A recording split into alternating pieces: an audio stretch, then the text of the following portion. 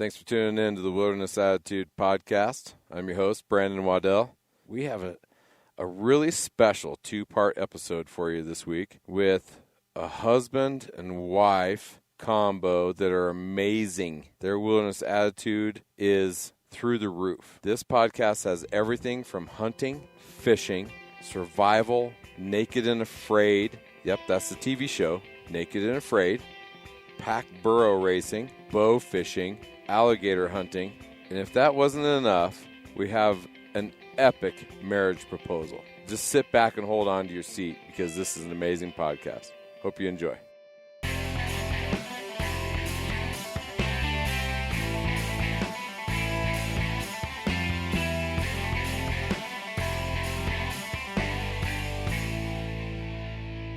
Hello, everybody. Thanks for tuning in to Wilderness Attitude Podcast. I'm your host, Brandon Waddell. We really appreciate you giving us some of your time and giving us a listen and tuning in. We've got a really awesome show for you today. It's a little bit out of the ordinary from what you might have gotten in the past, but I think that it ties in and you'll really dig it. Today I have Matt and Brooke Wright. And these might not be household names to you unless you are big into Naked and Afraid. Then you might know who Matt is, or burro racing circuit. Then you might know Brooke. But if not, you're going to get to know both of them today. So, Matt and Brooke, thanks so much for showing up and being on the podcast. Thanks for having us. Yeah, thank you. It's good to be here. Me and Mike had been trying to convince you to be on the podcast for a while. Yeah, yep. But you're a busy man. You're wanted. It's In a good way. I try to spend any of my time when I'm not working out in the woods, so it really gets busy once you try to nail it down. That's a fact, and I know that from running a business with my wife and 9 kids and trying to hunt and now doing a podcast, and it's insane trying to figure out how to put it all together. Yep. Yeah, too busy. Too busy? Are you too busy? Almost too busy. Almost? Well, but if you weren't too busy, you'd be up to no good. That's true. So me and you are both in a good place. That's because true. I'd be in the same boat. I would be in a place. Keeps us out of trouble. Keeps us out of trouble. That's right. Well, Matt, you've done some amazing stuff in your life. Just being on the Discovery Channel, Naked and Afraid, is amazing. In its own right, it's kind of its own thing over here and up here, in my opinion. Not everybody gets the opportunity to go once or twice. And we'll get into that here in a little while because it's a pretty epic story. We had a few moments to talk before the podcast, and it's crazy. It is crazy. It's the one of the most beautiful sufferings of man can do, I think. That's how I like to put it. That's elegantly put. But let's go back to your childhood. You had mentioned that your mom and dad put you outside the minute you could walk. Yeah. Right. And I distinctly remember my dad, if I tried to watch TV, like cartoons on a Sunday morning, like for more than just a few minutes, he would look at me and he'd say, "What are you doing? Get outside." Go away. He's like, it's the stuff I do outside. But since a little kid, all I wanted to do was pretty much do something outside. And so I always joke about, as the other kids played in the sandbox, I was out there crawling around and stocking up on animals and in my own little nature quest. And it was, it's that passion for the outdoors that just kind of, that's the part that stuck as my childhood. And that's the thing I always had to make sure whatever I did, I followed that. Well, you did a good job of that. I don't know what you did from the time you were 6 to 12 in there. Just a lot of outdoorsiness, I guess. Oh, yeah. But at 12 years old, you killed your first elk. Yep. First elk, shot it actually sitting on a beaver dam as we were spotting and stalking through the woods. I was sitting on a beaver dam. I'll never forget. I was starting to slide down backwards, and my dad had to grab my pant leg, keep me from sliding as I took the shot. That's awesome. And then when I shot that first elk, I'd watched I don't know if I watched too much Dancing with Wolves or just part of the tradition of essentially like honoring the kill. But I, as a little kid, I cut even before my dad can get to the animal. I cut it open, and he's like, "What are you doing?" Reached in, and I grabbed the heart, took a big bite out of it. And he looked at me, and he's just like, Jesus. What is wrong with you? I've got blood coming down my face, and I'll never forget there was a random hunter out in the woods that day, because we're all hunting public ground, and that hunter walked up as I am holding an elk's heart as a 12-year-old kid. I mean, this heart's gigantic compared to me. Yeah. And he looks at me, and I've just got blood coming down my face, and he's just like, okay, all right. Okay. Congrats on your first elk. No doubt, right? But that was one of the most memorable hunts, is that first one for sure. That's pretty cool, right? I mean, 12 years old, that's an impact. And for you to do something like that, I mean, like you say, where did you see that? Where did this come from? Yeah. I mean, was this you had to have seen it on TV. I'd seen it, but I'd also read a lot of it, as essentially the warrior's tradition of when you harvested an animal, you take that heart, you either cook it, and eat that heart first, or you can take a bite out of it whole. And I really wanted to do that. And I remember since maybe I was like 9, I kept telling my dad, first elk I get, first big game I get, I'm taking a bite out of the heart. And I'm not going to lie, I still kind of do that today. If I shoot a new game animal that I haven't done that before with, it happens. That's cool. Well, I've done an Alaska series here lately, and one of the gentlemen I had on, that when you're hunting with the Eskimos in the tribal formats, if you don't do that, it's like breaking tradition. That's dishonoring. Right. It dishonor. Yep.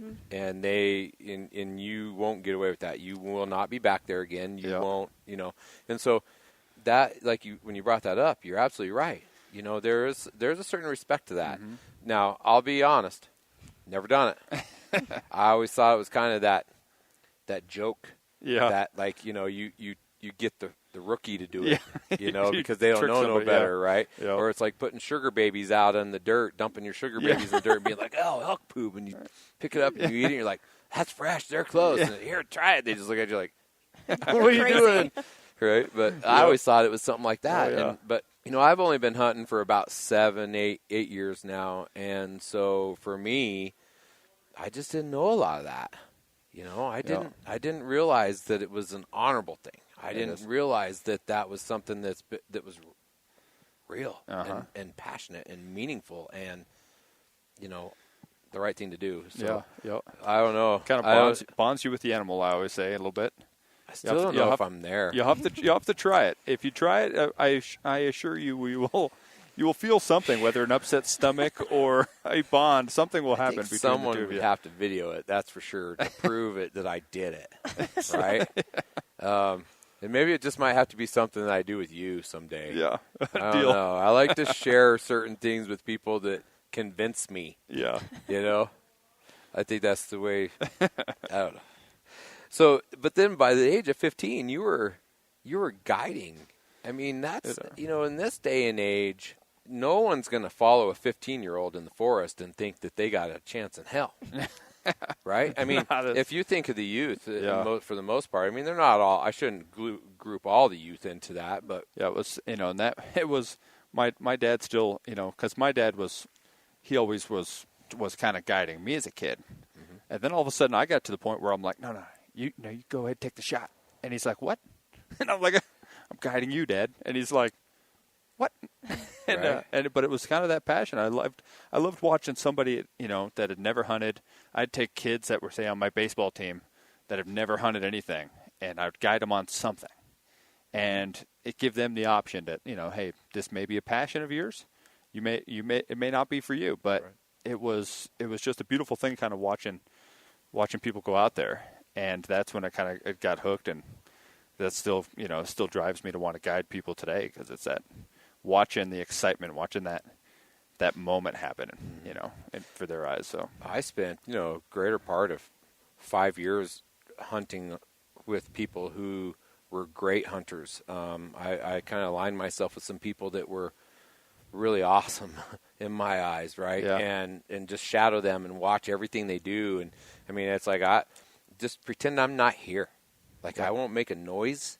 I won't do nothing. but I got both eyes on you. Like, I'm watching every intricate move you got, your body language, your eyes, everything, because that's how I learn from people. Oh, definitely. And but then when I finally had some success in my hunting, then my kids kind of came of age and interest, and so as getting my children out there, in the last few years, that, like you're saying, watching that happen and watching that excitement and watching all this come together for this moment is extremely rewarding, isn't it? It is. Oh, it is. And that's hunting is one of the things that I always say, like, you can learn to do about anything in life, watching videos, reading books, but hunting is one of those things you cannot learn unless you do it. Mm-hmm. You have to be out there, boots on the ground to really learn how to hunt, because all the things that happen are not ever written. Well, and that's experience.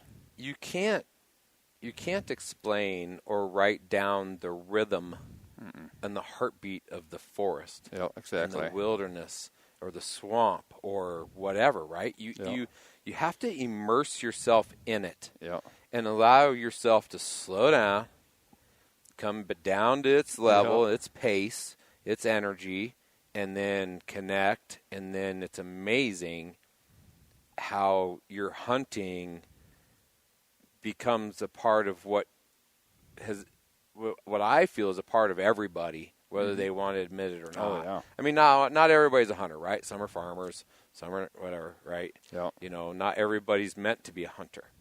But even if you're a farmer, you slow down. You understand the land, the dirt. Exactly. You know what I mean? Uh-huh. Right? You find that rhythm, the heartbeat, and then that intimacy. It is. Yeah. And it's a really beautiful thing, because it's our most primal thing we have, really. Yeah. I mean, that's it. That's our primal roots, is to learn, listen to the land and the animals and kind of become part of it. That's right. And we wouldn't be here today if we couldn't do that. So that's right. So you guided through high school? Yeah, I guided a little bit. Mainly I was a little stuck doing too many playing baseball too much, but I guided a little bit until as soon as I got out of college. As soon as I got out of college, I realized, what better job than to do something I love? So I was like, how do I guide hunters? So I was like, how do I do this? And I started as soon as I got out of college, and have been doing it ever since, and almost haven't missed, even though I've been a lot of adventures, I really haven't missed a full hunting season, since then. It was always, I will figure out a way to make sure I'm there to guide and there to hunt as much as I can myself. So, well, you did a short stint in the military, right, with the Air Force. Yep. And what happened there? So I joined the military. I wanted to join right when I was in college, and I thought, I'm wanting to do, competitive baseball, want eventually, maybe even hopefully I could take that to the pros, and ended up blowing my shoulder out in baseball in college. Mm-hmm. And at that point I thought, God, I want to get in the military. At this point I'm already about 21 years old. So I was like, and it just, all of a sudden life started catching up. Now I got a job, and now I got responsibilities, and I still couldn't go to the military. And I was like, well, right about 25 years old, I looked into it, and I was like, you know what? A lot of the military doesn't let you in at 27. So I was like, I better hurry up. Right. So I was like, you know what? I'm enlisting. And I decided the Air Force, because I liked a job in the Air Force called TACP, and it's Tactical Air Control Party. It's a Special Operations part of the Air Force. And I liked because it's boots on the ground. You're sitting there, you're getting dirty, you're in the combat zone, but then you also have that specialized ability to call the pilot, drop airstrike, and make a huge impact on the war on terror. You got big backup. And that's exactly the cool part, right? And I was I joined the military to take down terrorism. Take down terrorists. And they would ask me, "What do you want? Why are you here?" And I was like, "I am here, to kick a terrorist ass, because that's no other reason I want to serve our country." And unfortunately, during a training accident, I ended up hurting my back, and it was something I was like, just it'll get better. But what it ended up being was 4 compressed bulging discs, lower part of my vertebrae, pushing against sciatic nerve. Well, I still ignored it, and go to find out that disqualified me from being able to deploy. And when they told me I couldn't deploy, I told them I couldn't do a desk job. Yeah. And so I had to get out of the military, and it's one of those things that still irks me today. I have a lot of friends that are still in, a lot of friends that have been in, and I send military guys knives, custom knives that I make regularly, and they'll be like, why did you send me a knife? And I was like, hey, thank you for signing a check written up to your life. I mean, it's exactly. This is nothing.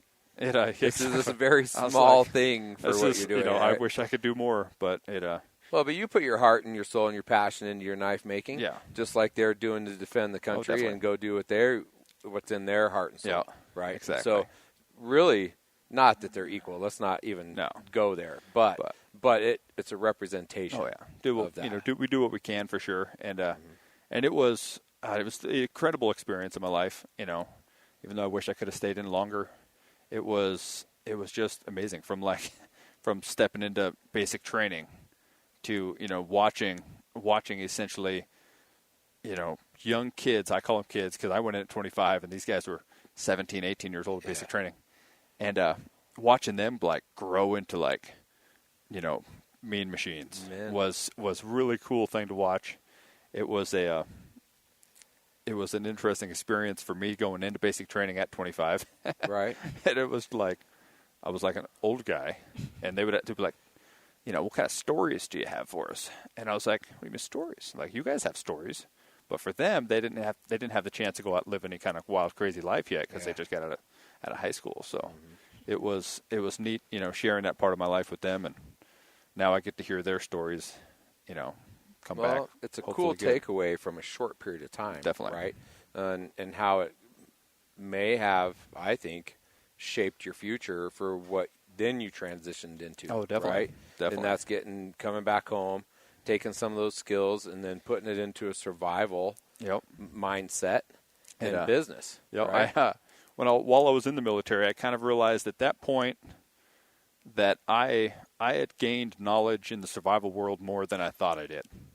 I thought I knew kind of what I was doing, but when I get out there and I'm essentially teaching a lot of them more than they learned at the survival schools in the military, and I'm sitting there teaching them how to throw an atlatl in case we get stuck in combat somewhere and lose our rifles. I'm like, hey, I'm going to show you how to make an atlatl. They're like, I might get the first atlatl kill in combat, But, that would be it would be nice. Saying that would be pretty neat. And then I was like, so I kind of learned about myself right then. And I was like, you know what? I was like, this is something I really found a passion for. So as soon as I got out of the military, it was no longer what am I going to do for work. It was like, what I'm going to do for work is the same business I had before, but I'm going to take it to the next level. I'm going to offer survival classes for people and try to share that. Share the knowledge that I have, in a larger scale. Right. So that's pretty cool. And, I like to think that I could survive for the most part, but I think I'm pretty much a pansy. I was a Boy Scout and I almost made Eagle Scout, but then I found a car and then I met women and then I found drugs and then I found, it just went downhill real fast. But I still have some of that reminiscent in my mind. Yeah. I mean, I still know how to tie, quite a few knots, and I know how to read the language of the forest and wilderness and do some things. I mean, I could survive until someone came and got me. Yeah. Yeah. A couple days. The basics. Yeah. The basics. Yeah. Exactly. But, when I was reading through some of your bio, I'm thinking, I really need to get to know this guy better than this, better than just a podcast, because I have a lot to learn in my life when I start thinking, what is cordage? Did you say that? Cordage. Oh, cordage. What is cordage? So that's one thing that is kind of incredible about doing Naked and Afraid, for example, and that is that you have nothing. So if you were stuck in the wild, you no longer have rope. You don't have shoelace. You don't have anything. And to make cordage is much harder than you would imagine. Cordage. Cords. Yeah. Rope. It's just making rope, but it's like okay. Very time-consuming process. And it seems like I just make a rope, but it's like. It is not just like, make a piece of string and tie a piece of, No. a piece. It's actually like you got to sometimes sit there and beat together some tendon from an animal and make some, turn that into sinew, turn that into rope by doing a reverse braid, and it's important. I would say if you got rope, you got hope. So that's why cordage is important. I like it. I read that and I was Yeah. like, I have no idea what that is. And I was like, well, I'm going to look it up. But I was like, nope, I'm just going to ask. Yeah, and that's one thing. Like most people will never have to make cord because you have something. Mm-hmm. You have clothing you can cut a strip off of. You have something. Yeah, I've always thought of that way. I mean, and nonetheless, I carry 100 feet of paracord with me everywhere I go. I got paracord in my truck. I got paracord in the pack. I got paracord. There's paracord everywhere in my life. I'm the same way, and I can't go anywhere without it. But then when you get on, you get at something where you're stripped of all that. Everything you have. I can't tell you how it's frustrating. You look at fish, and you're like, okay, in order to catch that fish, I have to sit here and strip this fiber to make cordage, and I got to sit there and take me an entire day to make 15 feet of cord, right. And then a fish hook. And then I might be able to catch a fish. And I'm hungry right now. And you just stare at it while you're making them. You're like, damn it, you fish. If I only had one piece of fishing line in my pocket. If I was a bear. If I was a bear, I'd already be eating. Yeah. Right? Well, I mean, your expert skills that you listed of primitive weapons, fire, trapping, hunting, primitive fishing, flint, napping, basketry, cordage, hide tanning, shelter, water purification, tracking, and navigation. There's nothing else left to live, is there? Not a lot. There's a couple ways to approach survival, in my opinion. And there's one of how do I make not die, And then there's the other way of how do I thrive? And what I've always driven for is thriving. That you don't have to survive. You can actually even though it's a cliche thing, is don't just survive, thrive, but it's it's a way of life, for me. So I'm sitting there and all right, if you're going to be out here for a day or two, there's certain things you're not going to need to brain tan, an animal hide. But if you're staying out there inevitably and you want to thrive, you have to be able to do a little bit of everything. And as through the years, I would go do that on my own. I mean, I took Brooke on our first overnight date, and I was like, "Hey, you want to go camping?" And she was like, "Sure." We're fresh in a relationship, maybe 2 weeks in. Now, I read this. Now you take over, Brooke, right here, okay? Because you weren't sure quite what you were getting yourself into on this deal, this right? This is correct. Yes. I was like, he drives a old military blazer. He's got a bunch of stuff back there. We met at a gun show, and so that kind of paints the picture of maybe a little bit what I was getting into, but I didn't have the full idea. Yeah, she thought camping would be involving a lot of the things I had in this truck. I had tents and all this stuff in the back. But when we headed off, she looked at me, and she had her Camelback with maybe some fruit snacks and granola bar or something in it. Shit. and she looked at me expecting me to have this big bag, and she's like, what do we have? What are you bringing? And I was like, this it? And she just looked at me like, you have nothing. How are you? How are we spending the night? And I was like, we're just gonna make a shelter. And she looked at me and was like, okay, and I don't know how she was agreeing to that, but I was being very trusting. Yeah. And very. Yeah. And that first night, I think it was, for a primitive shelter concern, it was incredibly comfortable. Not too bad. Yeah. Cold. It was okay. It was good enough that she agreed to go on another date with me. I survived. Yes. You survived. I survived. So when you met him at this gun show, were you looking for someone in your life at that point? Nope. I had been in a series of relationships, and I had been single for a while. I had spent the last, at that time, about 5 or 6 years really focusing on getting my second degree in black belt in Taekwondo. Mm-hmm. And I just happened to have my brother in town who's in the military at the time with his son, and it was over right before the 4th of July weekend, I think, and we stopped into the Castle Rock Gun Show, and we were just tooling down the aisles, and And then I came across his booth, and he had some survival bracelets and knives and whatnot, and we just got to talking. And what kept you in that booth past the survival bracelet part? I'll tell you, it was kind of. I distinctly remember I'm sitting there. The gun show's been pretty. It's full of, like, let's be honest, full of older guys who collect guns. And all of a sudden, door opened. And I swear it was like music, just oh, from the golden I glow. was like, damn, who's that? Well, I looked at Brooke, and she's there. She's got this, like, I don't know, maybe 8-year-old kid attached to her arm, and this guy who's, close enough to Brooke's age, walking around, and this woman that I can clearly see is Brooke's mom, give resemblance. And I was like, all right, so she's taken. That's her kid. That's her husband. So they're walking every damn row in the gun show before my row, and I was like, "Dude, come on, hurry up and get to my booth already." So I was like, I got to say something to her. So she came to the booth and was like, "Hey, you need a survival bracelet." I had a paracord survival bracelets I was making, and I look and I'm like, this kid is attached to her, and but the guy just walks off, and I was like, well, his loss, and I was like, hey, I can make this, and she's like, I got little wrists, and I was like, I can make it fit, no problem. And so I make it fit, and I was like, hey, you should have a card. And I gave her a card, one of my business cards. And she's like, okay. And Brooke playing it like totally cool. She was like, okay, got it. Walked off. And I'm like, as she walked off, I go to this guy behind me, who's actually a guy oddly enough, he's selling guns at the gun show. He's from the Middle East. But I go behind him, and I was like, hey. I don't think I played that very well. And he's like, I don't think so. He's like, you gave her a card? That's it? And I was like, yeah. Well, it's got my number. And he's like, she's never going to call you. And I was like, I didn't plant the seed good enough, Yeah. So I'm watching her. She was walking just all these rows. And I was like, hey, watch my booth for a minute. I got to go talk to her again. So I walk up. And now at this point, I'd given up that the guy was her husband. I figured maybe that's her kid. But this guy doesn't seem interested.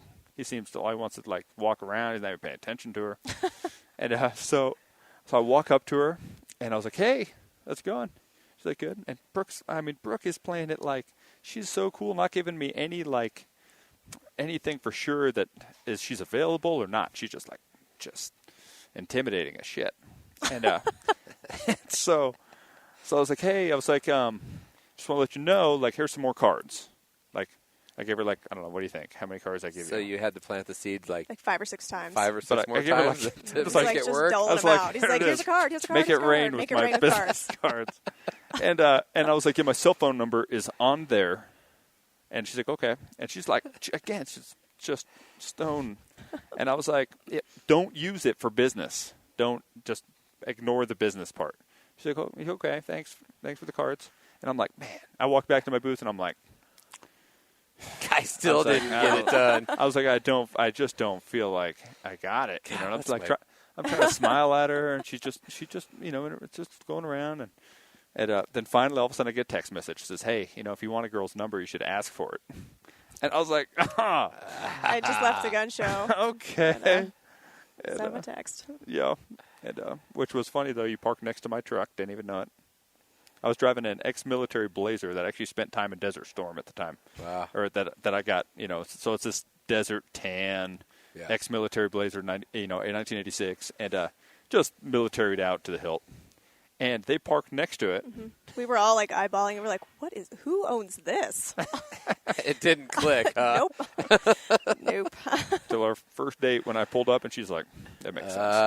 That guy. That guy. Now, Brooke, you didn't grow up hunting, right? And so through your life, if you didn't grow up hunting, did you grow up fishing? A little bit of fishing. Yeah. I really grew up in rural eastern Colorado on a ranch raising horses, cows, and hogs. Right. So it was more of like a farmer ranch lifestyle than anything. But fishing was a little bit a part of it. But did you do much camping? No, not really. I mean, as a kid growing up, I pretty much spent kind of like Matt. I was outside every day, and when I got home from school, I was out riding horses, getting ready to compete in like endurance rides and all manner of horse activities, and running around. And like I spent all my time in nature, but I didn't really spend a whole lot of time doing anything survival because I didn't really have anybody So when he picked you up on this first date, you didn't really hunt, you didn't really fish too much, you didn't really go camping. I mean, you put your life on the line here. That's kind of how I see it. Looking back at it, but thank you for painting that picture. I mean, because you were totally comfortable, like, oh, we're going to go make a shelter. Yeah. Mm-hmm. Like, with what? Exactly. It was like, this is going to be interesting. Let's see how this plays out. I'm not sure why I thought it was a good idea to take a girl that I don't really know too well and go out and say, like, you know what, we're going to rough it. Like, because you were looking for the certain type of woman. I was trying to weed them out. That's if she couldn't survive, just leave her out there. One night, right? Wow. I mean, we don't need to go through the third, fourth date, this uncomfortable stuff. This right? is true. Right out of the gate. Yep, that's true, I guess. Fishing for if you're the right one or not. Are you hungry? Well, you're going to have to go out and get it. Yeah, exactly. That's crazy. Now, Brooke, I think, you're a lot like my daughter at this point. I have a daughter that's 21? Yeah, almost 22. I have 9 kids, okay, so pardon the fact that I can't keep it all perfectly straight. I would forget their names. But she's breaking horses, training horses, teaching little tiny kids to adults how to ride horses. And there was a point in time where I kind of thought maybe that was going to be a fad. But you can now see her passion and her heart and soul in this because of how these animals and her relate to each other. It's an unspoken relationship, right? But simply communicated between them. It's a bond. Yeah, a bond. Mm-hmm. And I see that through your Instagram feed, right? With your burro in Farnsworth. Uh-huh. Okay, before we go any further, how did you come up with the name Farnsworth? I didn't name him. He was named actually after an actor, Richard. He's a movie star, Richard Farnsworth, older movie star. I had to look it up myself. Okay. I was like, I don't know who this person is. So Farnsworth that just came with him when I got him. So, where'd you get him? I got him from a gentleman. He's actually he's an amazing, elite, world class burro racer out in Westcliff, Hal Walter. He had Farnsworth. He was about 1.5 years old. Probably it was years. People kept telling me, you need to get into burro racing. You should try it. You love trail running. I grew up with horses. I had a mule growing up, so it was just sort of like, okay, cool. Like, why not marry both of them together? Right. So I got in touch with Hal, and he said, I got this 1.5-year-old donkey. He could lead, but that was about it. Really didn't have any training. So I went out and did a test run, and I didn't realize what I was getting into, but I was like, wow, this is going to be interesting. So he let me have him for a season, and then I fell in love with him after that. Like, now you should mention where Farnsworth was born. So Farnsworth was born actually into burro racing, literally into burro racing. His mama came off of the BLM, and he was owned. She came by way of a gentleman who had a Jack. Who has since passed, but she was used in burro racing. She was actually incredibly fast. They didn't know she was pregnant, so she'd already run 2 races at this point during the burro racing season. And they're back-to-back weekends. They just thought she was a fatty. She just thought she gained maybe a little bit chunky. Grass hay. And lo and behold, there's Farnsworth. They had planned to race her. Born at the 3rd race, like. Literally in burro racing. That morning of the race, they tried to get him out of the trailer, I guess, or her out of the trailer, and they're like, "What the heck?" And so Farnsworth was then born right there, where there's thousands of people showing up to watch his burro racing, and it is kind of funny because that imprinting when an animal's first born is very important. You want people to hold it and touch it, right? Mm-hmm. And that is when I believe Farnsworth. Started his identity crisis, where he now thinks he's a human. And because so many people touched him and played with him, that I'm pretty sure he no longer thinks he's a donkey. He thinks he's one of his people. And dogs that way. Because he's like a big dog. Oh, he is. He just wants to be with you everywhere, all the time. Yeah, like in your Cafaro tent. Right. Yeah. Just walking right in, no problem. Yeah. He'll walk in your house. He'll try to get up on your deck. Like, he just wants to be by people. Like he doesn't even care what you're doing. He's just like, hey, like I'm one of you. Yeah, he's like, why am I out here? Yeah, he's like, hey, you should be in this house. Yeah, and I would imagine a lot like your daughter. It's that bond that you have. Donkeys inherently have a very strong bond to their people, so it's pretty unique. My father raised. He grew up around horses all the time, and then he decided to have some mules, and he bred a couple, a brother and a sister, and so we've been around draft horses and mules and that kind of thing, and we actually got a little donkey from him that he'd picked up in Brighton and came back, and it would pull a small 2-man cart and things like that, and we had actually used it to drag deer and a few times, but my one son that wanted him didn't want to spend the time and take care of him, but he was too young to really realize the responsibility there. But I've here recently had this. I'm thinking about getting my father has since died, and so my mom has these mules, and they're getting used a little bit every now and then to pull wagons and sleighs and whatnot, but they're not really being utilized all that much. So I've got this bright idea that I'm gonna make them into pack mules now to help me hunt. And nobody thinks this is a good idea.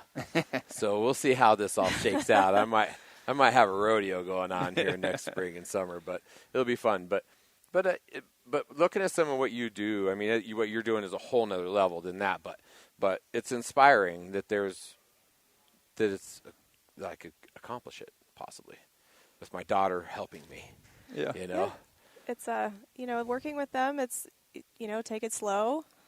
And know that they are always going to be smarter than you. Right. And everything you think you want to accomplish may not happen. Right. And exercise a lot of patience along the way, and I don't know you'll if get I there. got that. A lot of it. A lot of patience. Yeah. Yeah, and for anybody to know about these burro races, I mean, they're anywhere from 15 miles being a short course to 29 miles being a long course, and you can't ride it. You have to run next to your burro. Yeah, so that's where you brought the trail running into the whole your passion of that, right? Yep. And so when there's times when you guys are out on the trail and you're running, you're doing this and that, and you've made a comment on some of your feed that trust them, they're smarter than you.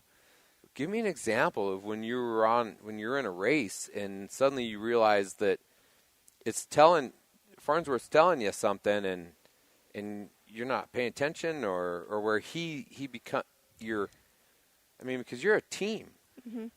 Yeah. So this last race in Fairplay at the Triple Crown, back in July, we've done this race. So we'll be going on our 5th year next year in burro racing, and we've done the Fairplay race 4 years in a row. The course is always the same, and they say that, once your donkey does one race, it remembers it every single time. And it will remember it as long as it lives. And I would say that that's definitely true because somehow some other donkeys got sidetracked along the way. And it was just a slight deviation of the course where it wasn't marked enough that it's like one burro went this way and then they all went that way. And then we were kind of in the back, and you're kind of supposed to stay a little bit left. And Farnsworth, I was like, oh, but everybody's going up here, not paying attention because you're so in the moment. You got your pace. You're just going. And he starts to go off left. He doesn't care about these other burros. He's just like, I'm doing my own thing. And I should have listened to him because he knew exactly where he was going. And I was like, no, we got to go up here. And sure enough, we got up like probably a quarter mile. And it's like, oh, crap. And then everybody's like, no, we got to turn around. We got to double back and head out. And I was like, oh, sorry, buddy. Right. He was like, darn humans. You know what? He's smart. He knows it, and it is a lot of trust. Yeah, that's crazy cool. Well, you have a lot of trust. You trust him, right? You trust. Yes. And you trust somehow. And you trust your burro. Yeah, that's pretty crazy. Yeah, we're a team, and the burro races really help us. And really the races start. First race starts in May and goes all the way through mid-August, or actually I take that back. There's some races that end up going as late as September, but that's really good training for us to get in shape for hunting season, because I've got to keep up with Matt. Right. He's like a pack burro himself. He just keeps going all day. He's a beast, huh? Although when I tried to do a burro race with her, I about died. you didn't almost die. It's just you have to work with the animal, Right. And you can only run as fast as them, or you have to run as fast as them if they're trying to lose you. And it is amazing because her and Farnsworth is like this perfect little like team. It's like you could tell like they love each other. Mm-hmm. Me and rent a burro that I had on the first time I tried. Rent a burro. You literally could rent a burro if you ever want to do a burro race. Anybody can rent one. No and shit. run, and it's an interesting experience because this burro, it realized that, this guy's kind of heavy. I don't want to pull him up hills. So then it realized that it will get behind me, and I will have to pull it up hills. And then it also realized that downhill, it can run really quick, and it can probably lose me.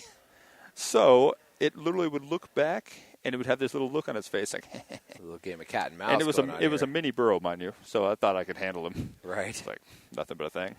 Well, they'd look back and be like, and run. If you let go of the lead rope at any time, you got to restart. So I'm not about to let go. You have to go back to the starting line, start back over. So do you just duct tape that thing to yourself? Yeah. So you let it drag you, and this thing would take off like, and I'm just like, oh God, and I'm like hoping that I don't slip because at some point I'm going to be dragged down the mountain, and then at the end it would stop and look back and like, damn it, he's still there, and then it would you could just tell like it was like, I'm going to lose this guy somehow I'm going to lose him. Just trying to figure it out. You did not have a bond. Meanwhile, Brooke and Farns were just like, doo-doo-doo. So it is like, you can only go as fast or you have to go as fast. And then that burro eventually gave up and decided not to run anymore, and it took me forever to finish it because nothing I could do to get that burro to go faster. It was like, Nope. I tried to ditch you. I tried to kick you. Now we're walking. Now I'm stubborn. You just have to accept it. Now I'm stubborn time, right? No matter how much motivation you try and give them, they're going to do what they want to do, and you just have to accept it. It's just amazing to me. I had no idea that that even existed. But it sounds really cool. It's kind of the best of two worlds come together, like you said, and I think it's, that's neat. Yeah, it's actually, Burro Racing it's going into its 70th year, if I'm not mistaken. Yeah, and What? it's Colorado's. Do I live under a rock? Yeah, it's Colorado's summer heritage sport, which a lot of people don't know. It dates back all the way back to the gold mining days when the miners were packing their burros between Leadville and Fairplay, and it became a race One of guy sorts. was like, I can beat you up that hill, my burro. And it's carried on its tradition of keeping that heritage alive through these races, and it's the most hardcore trail running sport you can ever imagine. And there's no no little handouts. Like it's, you head out off the starting line, and it's like, bye, see you later. Hope you come back. Athletes, you're carrying your own water on the pack. What are you allowed to have in your pack? What do you carry? Each pack, unless it's a mini, they have to be, there are regulations, 33 pounds, have to have a gold pan. It has to kind of look that sort of traditional. And that's what he has, the donkey has to carry. It's an axe and a shovel. And then you can put, packs on it so they can carry water, extra clothes, essentials that you would need out there on the trail. So, and but there's like world-class athletes come from all over the place just to run these. So they're running 29 miles on elevation. That's what, like 3,000 to 4,000 foot of elevation gain up the top of the Continental Divide and back on off-road rocky trails. Running it as fast as they do a 29-mile race on level ground at sea level. These athletes are going insanely fast. That's just because they got their burro is trained just right to help them, help them when they can. And it's so there's times you actually let your burro drag you. Oh yeah. Well, I try to keep up trained. with him. Yeah, but you can, there's methods that you can utilize to have, say if you're going uphill, that you can put the rope loosely around you, and they're essentially like pulling you up a hill. But that takes a lot of training to get them to maintain that sort of cadence. Yeah. By way of pulling you. Farnsworth has decided sometimes he doesn't actually want to do that, so it's. I wish they'd travel the state more with that kind of thing, because down in Durango, I'm sure there's some places down there you guys could get crazy. Definitely. But I have never. I'm gonna have to figure out a way to go check that out. It's is it spectator friendly? Oh, absolutely. It's and visualize this. Okay, you start out with 70 burros and 70 runners, and a guy with a pistol.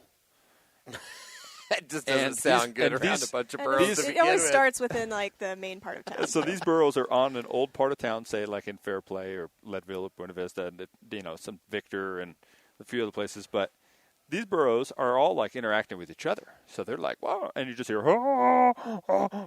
they're just going crazy. Well, then, boom, some burros are not in the right direction. So there's nothing uniform about it. They hear a shot. You'll see a couple burros running against the grain the wrong direction because they're just like, wait, let's go. Yeah. But then, eventually you have some sort of crazy chaos. Organizational chaos that comes together. Of all these people and some burros are like off the gate as fast as you can go. And sometimes their runners will trip right there and lose them. For some of them. Some of them will drag. And then there's just a few burros that are like, not starting. So at the start of the race, there'll be like 70% of the people, and then they're just like, come on. And some of the ones you see where they're pulling them in the beginning, those guys are finishing some of the fastest times because that burro eventually is like, okay, let's do this. And is there gambling around this? There should be. There's I think in Fairplay, there's guess the fastest time, and it's like a $500 cash prize. If you so you guess. Can't pick burrow number 9 and burrow 13 and 11 you can have for your a own betting, we almost should start it. Yeah, because it is. It's anybody's guess, and there's people that have done this for years and years and years, and they can be the fastest runner and have the fastest burrow, but at some point during the course, it's like the stars just didn't align for them that day, and they might end up being out there hours after they thought they would, and come dragging back their asses back in. Literally. It's anybody's race. It really is. Yeah. That's what makes it so fun. And that sounds like a good time. And age is age almost doesn't come up. There's 18-year-olds, there's 15-year-olds, there's all the way up to 65, 70-year-olds. Oh, yeah. And remarkable, some of these people. Brooke, for example, was running next to this guy that looked exactly like Santa Claus. Bill Lee. He's up in Idaho Springs, has actually played Santa Claus since the 70s. He's been playing Santa Claus, I think. And I'm recording Brooke, and I was like, what the heck? Don't lose to Santa. Hurry up. I almost lost to Santa one year in Buena Vista. You can't possibly let Santa beat you. It's a close race. But Bill Lee has won it multiple times. Right. And you can't let the look fool you because the guy is quick. The guy is, he's. Bragging rights have got to be something. Oh, yeah. But what else is in it? There's some money for grand prize. There's a few $1,000 for grand prize. Yeah, there's usually cash prizes, and it really just depends. I think Fairplay has the highest. Sometimes they give you beer for the top 10 people. So you're in this because not for the money. You're in this because this is what you love to do. I absolutely love it. It's a work in progress, and I'm never going to be one of those elite ultra runner athletes that I just maybe someday, but. We go out and we do it because we love it, and it's a bonding opportunity for me with Farnsworth because if I'm going to go off and run my ass off and do some hardcore stuff, I may as well share it with a companion. So, well, let's talk about how your guys' companionship kept going from the first date in the woods with a shelter. Okay, so that was good enough to get a second date. Yep. So we before long. We realized, hey, we kind of like each other. And maybe 2 weeks in, I was like, hey, do you want to come to Florida? And she was like, well, of course. You ask any girl if she wants to come to Florida and go out on your boat that you have set up down there. Of course they're going to say yes. Well, I'd never been to Florida. That too. Well, it had nothing to do with your cool boat. And so I had my folks still live in Florida, so I leave a boat that I have. I leave it at their house. That way I have a boat when I come visit them. Mm-hmm. So I was like, yeah, Brooke, let's go down. Let's go down and check it out. So we go down to Florida, first time she's there. And I was, showing her the normal Florida things to do, like, seashell factory and would kayak some of these, like, backwater. And I was like, hey, you want to do some bow fishing? And she was like, sure. Well, Brooke at the time did not know how to shoot a bow. Right. Yeah, she didn't get raised hunting. She never shot. She never, did arch. So I was like, okay, here's a recurve. Pull it back, instinctively shoot, and took her out, and she was bow fishing at these gar and tilapia that were in this little freshwater canal. And at that same time, I actually had an alligator tag for this particular county that we're in. It's county-wide tag, and all you have to do is have a alligator agent tag, and they can harvest the alligator off your tag. So we get Brooke an alligator agent tag, just thinking maybe we'll go out and look for an alligator at some point. And while we're bow fishing, I look and I was like, she hasn't been hitting any of these gar yet. She hasn't hit one fish, hasn't shot one thing yet, right? Gar aren't easy. And they're trying to shoot like a broomstick. Those are them skinny, narrow. Yeah, and they're hard to hit. So hard. They're kind of armored, so if you don't hit them just right, it glances off. And so I thought, okay, she hasn't hit anything. Shoot that gator. I've got the tag. She's got the agent tag. She's allowed to shoot it. And I was like, shoot the gator. I even looked at my dad because I was like, we just taught her how to shoot a bow. Yeah. And Brooke, and most people would get so nervous trying to shoot at something like this, and their nerves would take over, and you'd do a horrible shot. Brooke's just like, okay. She pulls back, shoots. Couldn't have been more perfect. Drills this thing right behind the head, right in the neck. And I'm like, oh, good God. Gator on. Gator on. So the very first thing that Brooke harvested with a bow was a gator. That's pretty exciting. Not going to lie. It's at this point, I don't think she'd even shot a target besides at fish. Right. And a gator. And so now, for example, we leave to Florida soon. And, Brooke can probably answer this, but what would you like to go do when you're in Florida, Brooke? Bow fishing. It kind of, at that point, it was like, oh God, we've just created a monster. Right. And it was that she, I saw this passion just building Brooke. She was just like, okay, let's try to hunt now. And before long, she went on her first deer hunt, and I took her on her first deer hunt and harvested a buck. And then I was like, oh God.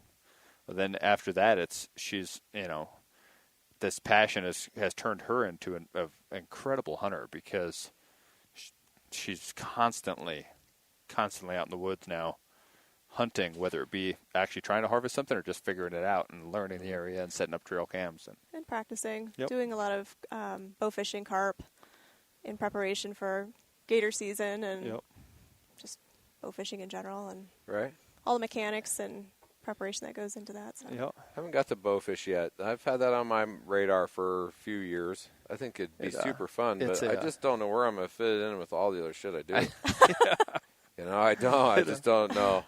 If I could figure out how to do it. We just bought a tandem kayak, and I don't know. If I could figure out how to do it out of a kayak, it's tricky out of a kayak because you got to have some good balance. Yeah.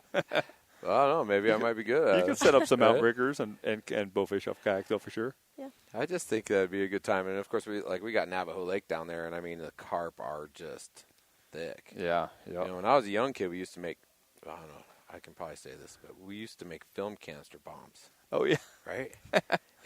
and drop them in the water, and boom, and carp would come floating to the top, right? We'd just haul ass. Yeah. But not quite the same. Not quite the same. They're an invasive species, so. Yeah. No, got to knock them down somehow. I don't think we would ever get in trouble for it, but then we started getting crafty and putting weights on them to see how far we could get them to go down in the water before they go off. And, I don't know. Nowadays, I'd be on the Homeland Security wanted for that kind of stuff. But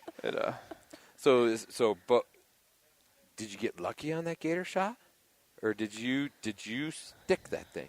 I literally drilled that thing in the back of the head, and it was not going anywhere. So it did. It wasn't. Did it just lay there? What transpires after this hit? Excitement from me. It was like, I hit it. Yeah. What just happened here? Yeah. And I think more than anything, both you and your dad were like, "Oh my God." So normally when you're bow fishing, you're using a line attached to. We have a bottle retriever, so it's like a bottle retriever, but it's attached to your bow. Now, when you're gator hunting, normally you have a buoy that detaches, because if you shoot something big enough that you can't physically hold it, it has to pop a buoy off before it throws you in the water. Mm-hmm. So, or your whole reel rips off your bow. There's no buoy on this deal. And so there's no. So I'm like, but it's a smaller alligator, so the first, I mean, as soon as she hits it, it's attached to the line, bowfishing line attached to her, and I was just like, good God. I was like, okay, like, we're jumping ahead. Normally you shoot a couple fish, and then maybe, like, eventually you get a squirrel. Work your way up to it. And then you get a squirrel and a rabbit. And I was like, you just went straight to, like, getting a dangerous game with a bow right off the bat, like, haven't shot anything else yet. So run down there. And it is the fish arrow is pretty much through its neck into its vitals, but it's still thrashing around and doing things.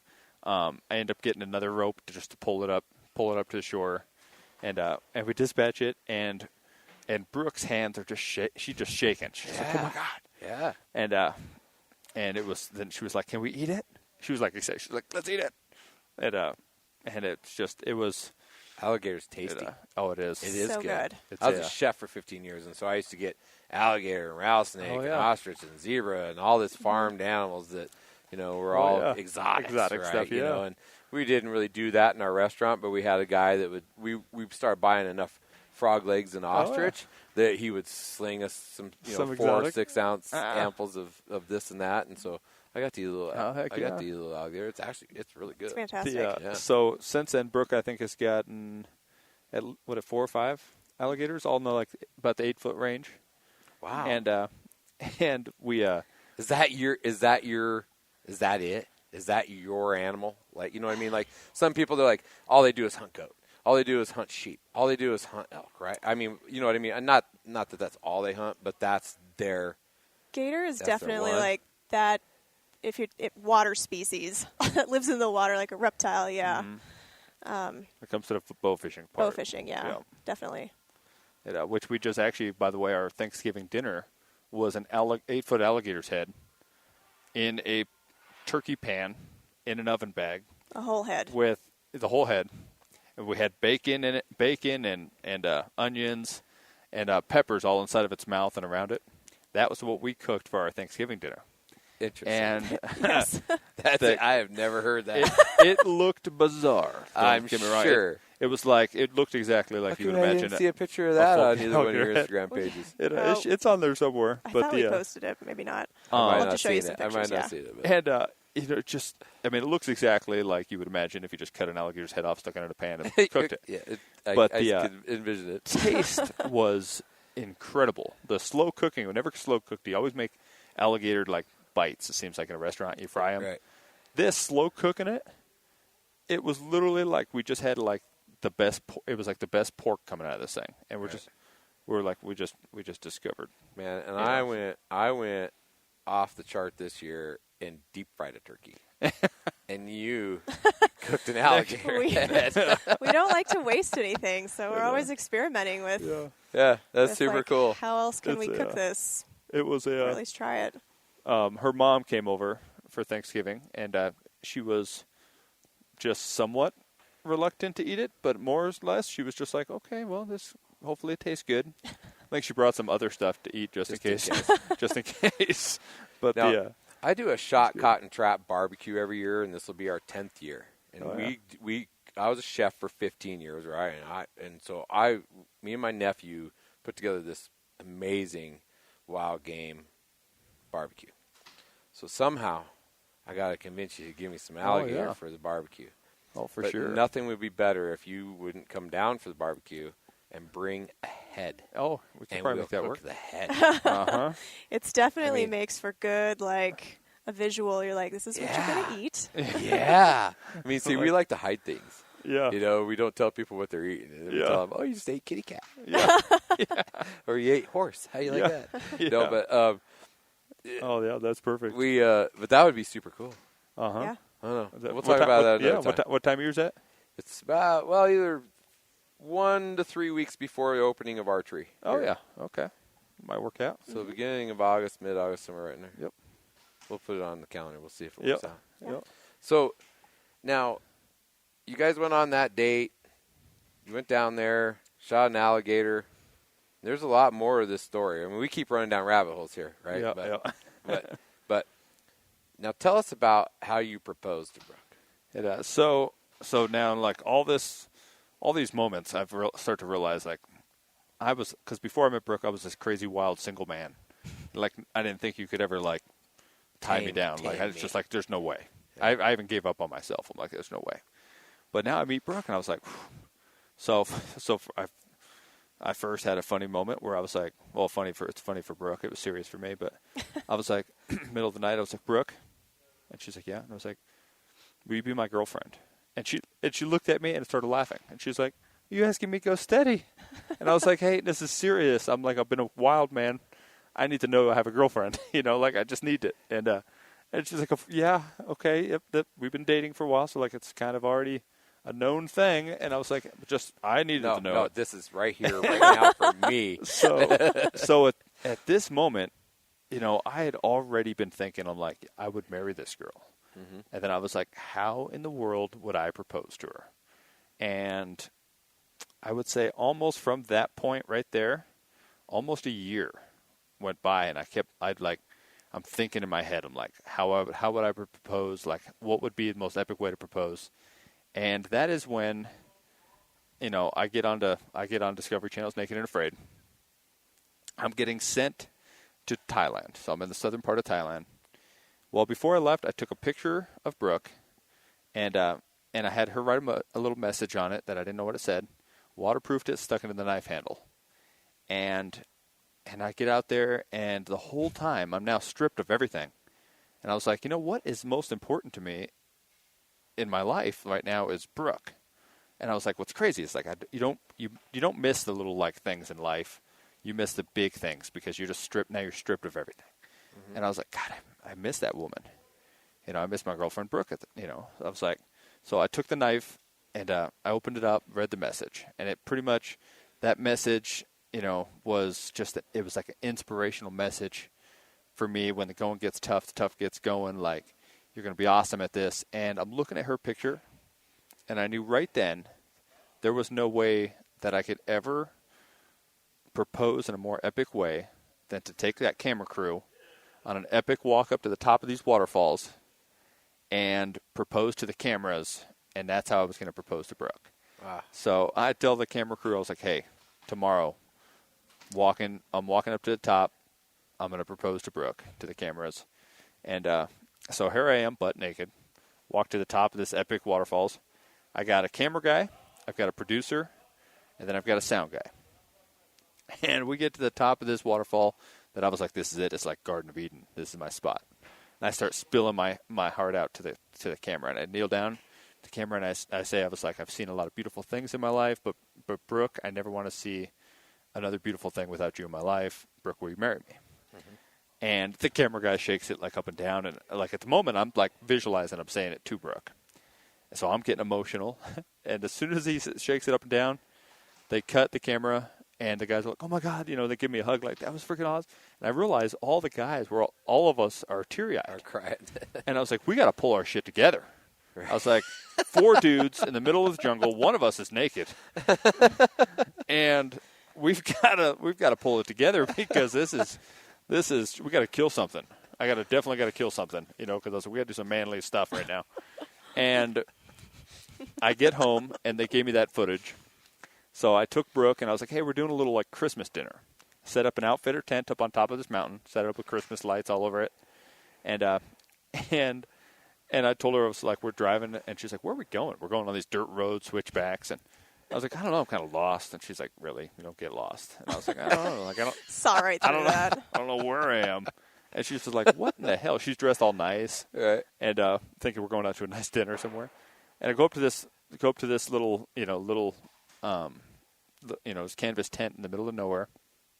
And I pull up my laptop, and I was like, I got a little sneak peek of the show. And she's like, oh, that's pretty cool. You get a sneak peek of your time out in Thailand. And meanwhile, she didn't know, but as soon as I got home, I wanted to make her wedding ring. So I used all the arts metal classes I've taken in high school and college to make her ring. I took diamonds from my family's side and her family's side and put it in the ring. And I get the laptop set up, and first thing she says is, look how naked and skinny you are. And I was like, hey, pay attention to what I'm saying in the video. God, you got to stop it. Because you find it now. Because I was like, you're not taking it serious, And then all of a sudden you could see this realization where she's like, oh, God, he's talking about me. And that's when in the camera, I told her, proposed to her. Then while I got down on a knee on the footage, I got down on a knee in real life, and then proposed to her. Pretty epic stuff. Pretty amazing. And of course, if you propose to a woman naked while you're in the jungle, she will say yes, 100% of the time. And you make the ring. You're just setting the bar a little bit higher for other guys. There's no way she can say no at that You're point. telling the story, and I just want to look at Callie and be like, I'm sorry. It was a. God, I'm pathetic. It was pretty comical because while she was sleeping, I didn't know what size her ring finger was. So as soon as I got back from Thailand, I'm like, I need to make this ring now. And so while she's sleeping, I'm like fitting it to her hand while she's sleeping. Well, one time it almost got stuck. And she doesn't know. I don't even know if I told you the story, but I'm sitting there and I'm like, oh, shit. Because I'm like, she's going to know I'm proposing if this ring is stuck on her finger. So I was like, shit. I'm like, this is high stress, because she's going to wake up and see a freaking ring on her finger. And I'm going to have to propose right now. Yeah. And so I was like, I took her hand and I'm like, and I just suck her finger. I don't know how I didn't wake up. I must have been out. out. Pull the ring out, and she's just like, leave me alone, And I'm like, not tonight. Not tonight. And I was like, that was a close one. I was like, just a hair bigger in that size. But it was fun for me, to have that little secret for about 2 weeks. Right. Proposed already, but she didn't know it. Mm-hmm. Well, that's amazing. Like I said, that's above and beyond. You're making the rest of us men look like we suck, but it just makes sense for who you are, and how this relationship started, and how it is epic. And it's pretty cool. It had to be that way. Pretty special. And they, I was at the time the production company for Discovery. There was like, do you want to do it here? Like, is that? Wouldn't you rather do it to her in person? I was like, no better time for me and her. Like the way we are. This is perfect. I was like, I can't get any more perfect than this. That was a first for Naked and Afraid history of anybody ever proposing on the show. So, what season of Naked and Afraid was that you got your first chance? So that was, what was that, season 5? I think it was season 5. Like episode 8 or something, but it's called Hell or High Water.